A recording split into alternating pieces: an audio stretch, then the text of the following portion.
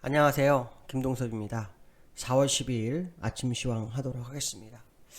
지난주에 미국장은 다우가 횡보를 하다가요.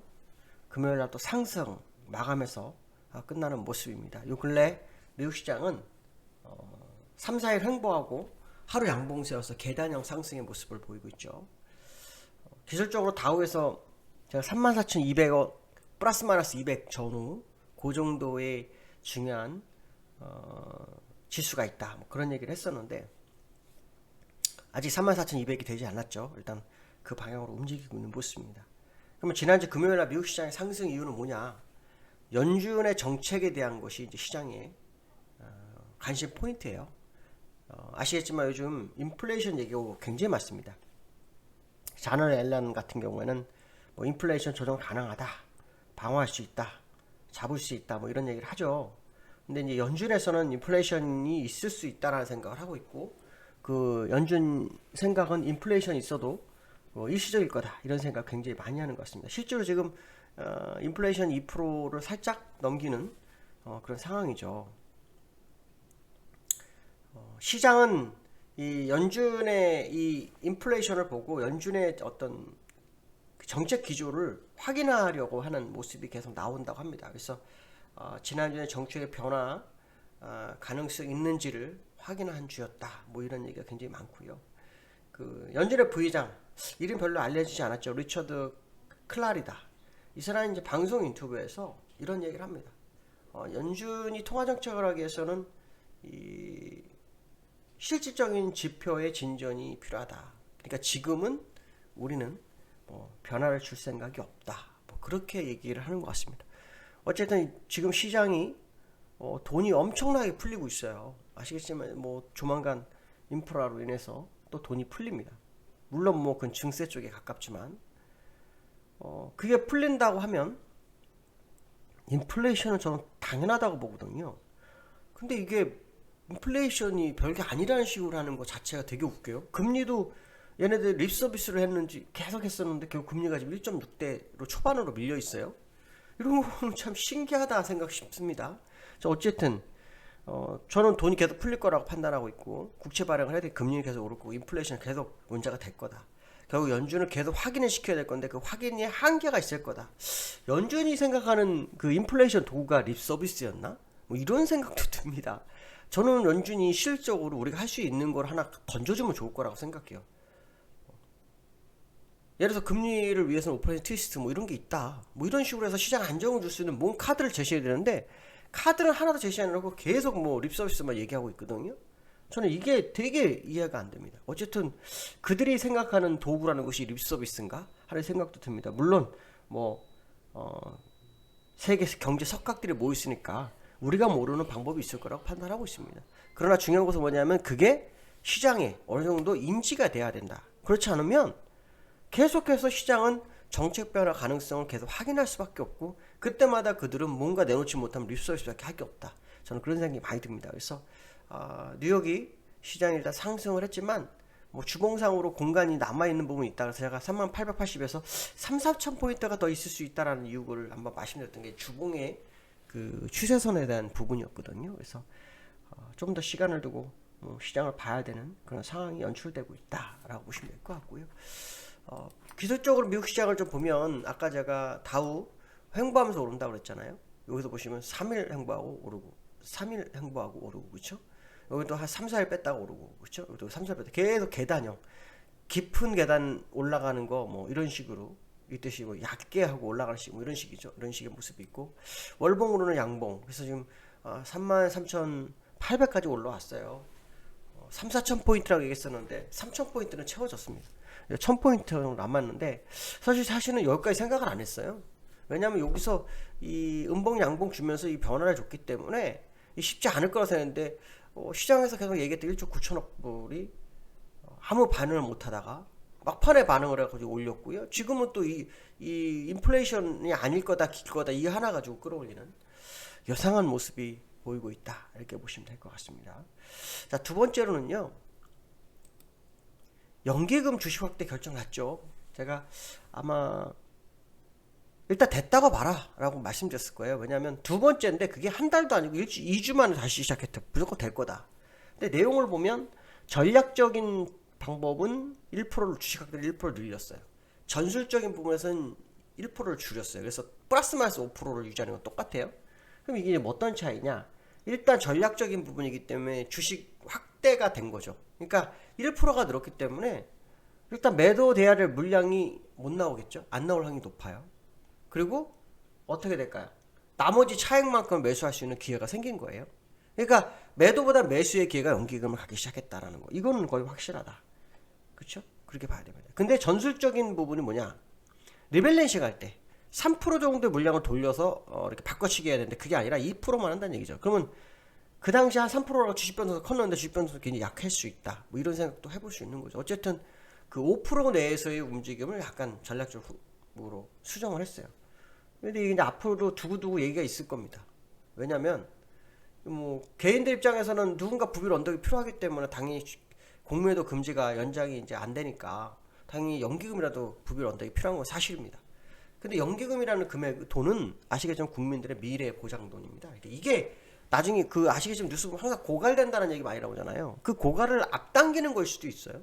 그렇기 때문에 이거는 나중에 혹시라도 주가에 문제가 생긴다든가 아니면 누군가 정책을 하는 사람이 새로 나오면 말이 많아질 확률이 높다. 뭐 이건 한번 생각해 볼 수 있고요. 그럼 우리는 이제 이걸 가지고 무슨 생각을 해야 될까요? 이번 주부터 반영이 될 거냐? 무슨 말이냐?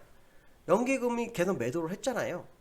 연기금 매도를 계속 했는데 이 연기금 매도가 멈출 거냐? 그거를 봐야 되는 거예요. 그게 매도가 멈추고 매수할 거냐? 일단 연기금의 매도는 중소형주 아닙니다. 대형주 위주로 해요. 대형주 위주로 매도를 했기 때문에 이게 멈춘다는 거 주가가 하락 안 할 확률이 높다. 이렇게 생각할 수 있죠. 그렇죠? 일단 매도만 안 나와도. 근데 여기서 우리가 하나 고민해야 될 것은 두 가지예요. 3,000포인트대에서 주식 확대가 맞냐? 그러면 지수를 대체 얼마나 끌어올리겠다는 계산을 갖고 있느냐? 이 생각도 해봐야죠. 정말 저는 이제 상승이 3,266이 넘어가면 새로운 고가를 갈 수 있다고 생각을 하면서 제가 하방이다 얘기를 하는데 진짜 얘네들이 도대체 얼마를 더 올리기 위해서 지분 확대를 했느냐? 이게 굉장히 중요한 거고요. 그쵸? 근데 저는 쉽지 않을 거라고 봐요. 두 번째 문제가 뭐냐? 5월 3일날 공매도를 해요. 얘네가 대형주 위주로 매도를 했다면서요. 그럼 지금 대형주를 사? 그럼 만약에 공매도는 언제 5월 3일부터 뭐를 해요? 대형주 위주로 해요. 그래서 제가 얘기하고 싶은 얘기는 이거예요.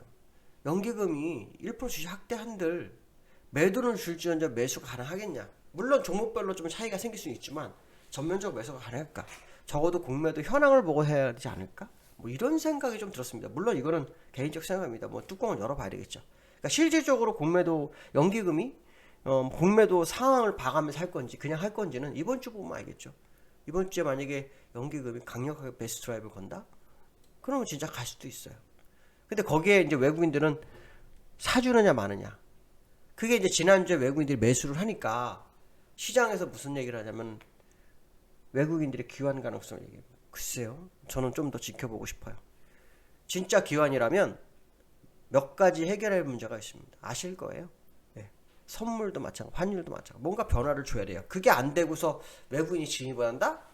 그거는 좀 조금 생각을 해봐야 될 문제입니다. 어쨌든 물론 뭐 요즘은 한 1,000억 가지고 주가 올리는 데는 뭐 쫙 올리더라고요. 근데 이번 선거에서 야당이 대승한 상태가 돼버렸기 때문에 약간 시장 장악력이 떨어지지 않을까? 뭐 이런 생각도 좀 드는 그런 상황이다. 이렇게 보시면 될 것 같고요. 그 다음에 세 번째가 삼성전자예요. 삼성전자가 지금 그 실적과 다른 행보를 보고 있어요. 무슨 말이냐면 실적이 영업이익 9조 3천억 엄청나게 나왔어요. 근데 주가가 빠져요. 삼성전자가 무슨 일이 있나? 일단 제가 방송에 머니투데이 방송에서 얘기했을 거예요. 삼성전자가 반도체 실적을 봐라. 그게 중요할 것 같다. 반도체 실적 안 좋죠. 왜? 전체 실적 보는데 왜 그걸 봐? 이런 생각하시는데 안 그렇습니다. 세계가 지금 반도체 패권 싸움이 시작됐습니다. 백악관이 반도체로 인해서 삼성전자 들어오라 해서 미국에 뭐 설비 투자 시키려고 한다는 말 얘기도 있죠. 근데 좀 신기하죠. 이런 일이 터질 때 이재용 부회장의 충수함이 터졌네. 그래가지고 수술까지 하고 지금 안정을 취하고 있잖아요. 야, 1,000원인가요? 회의 한번 할 수 있는? 화상이라도 할 수 있잖아요. 전화라도요. 어쨌든 뭐 그런 생각도 조금 들었어요. 또 22일부터 그 지난번에 부당합병이나 부정회계에 대한 첫 재판이 열려요. 그러니까 재판이 다 끝난 게 아니에요. 또 재판이 있어요. 그 재판이 또 새로운 재판이 또 진행이 돼요. 그러니까 삼성전자 입장에서 지금 반도체가 얼마 전에 마이크론이 어떤 기술 시장을 줄였다는 등, 뭐 TSMC가 113조를 투자한다는 등, 인텔이 뭐 22조를 투자한다는 등, 막 이런 사건이 막 계속 터지고 있으니까 삼성전자가 실제로 핸드폰 하나만 가지고는 어렵죠. 이제 반도체를 못 장악하면 어렵죠. 이때까지 아시면 4년 단위로 계속 앞서갔잖아요. 근데 그게 격차가 없다. 기술 격차가. 삼성전자 굉장히 피곤할 수 있다는 생각은 해봐야 될 것 같아요. 삼성전자가 보시면 지금 지난주 일봉을 봐야 돼요. 일봉 보시면 뭐 5일 연속으로 흔들어 버리는 음봉이잖아요. 음봉이에요. 물론 실제로 하락은 3일인데 큰 하락은 없어요. 한 1% 정도. 근데 얘네하고 코스피 차트가 거의 유사해요. 거의 유사해요. 그러면 삼성전자를 따라가서 갈 거냐 아닐 거냐. 오늘 관전 포인트는 SK하고 LG죠. 아시겠지만 그 배터리 분쟁 극적 합의를 했어요. SK가 2조 정도 로열티하고 뭐 하고 해가지고 2조. 아, 조가 이게 참 말은 해봤지만은 구경도 못한 돈이 참. 어쨌든 예. LG는 뭐 그냥 공돈 뭘 이때까지 뭐 싸웠지만 뭐 공돈 생긴 느낌이라서 날라갈라나 아니면은 SK는 불확실성 해결돼서 날라갈라. 얘네 배터리주들이 오늘 어떻게 하는지 이게 오늘 관전 포인트 될 것 같아요. 삼성전자는 지금 뭐 쉽지 않은 국면에 접어든 것 같고 이 애들이 어떻게 움직이는지 그 다음에 그 상황 속에서 시장이 어떤 식으로 갈 건지 이게 굉장히 중요하겠습니다. 그래서 오늘은 배터리 관련주들이 어떤 모습을 보일지 또 설마 옛날 LG전처럼 막 상한가 날리기 이런 일은 없겠죠. 설마 그런다면 진짜 이거는 누군가가 주가 안 빠뜨리고 올리려고 아주 발악을 하는 것밖에 해석이 안 되는 거죠. 물론 뭐 옛날 LG전자가 뭐 애플카 뭐 어쩌고 뭐 해가지고 애플하고 무슨 뭘 하네 뭐 어쩌고 상한가 간 적도 있는데 글쎄요. 어쨌든 뭐 불확실성 제거는 일단 된 거죠. 되거는데 그게 주가에 얼마나 반영할지 따라서 오늘 시장 방향에서 나올 것 같아요. 삼성전자도 뭐 며칠 뺐으니까 좀 움직이려는 모습이 있을지 모르겠지만 제가 볼 때 삼성전자 외국인들이 타켓으로 좀 판단하고 있고 물론 뭐 연기금을 팔지 않는다면 뭐 또 다를 수 있겠지만 일단 오늘은 배터리주하고 그 다음에 연기금의 행보 뭐 이 정도 봐야 되지 않을까 이렇게 판단을 쓰고 있습니다. 오늘 벌써 월요일 아침입니다. 오늘도 즐거운 하루 되시고 이번 주도 기쁜 하루 되시기 바라겠습니다. 감사합니다.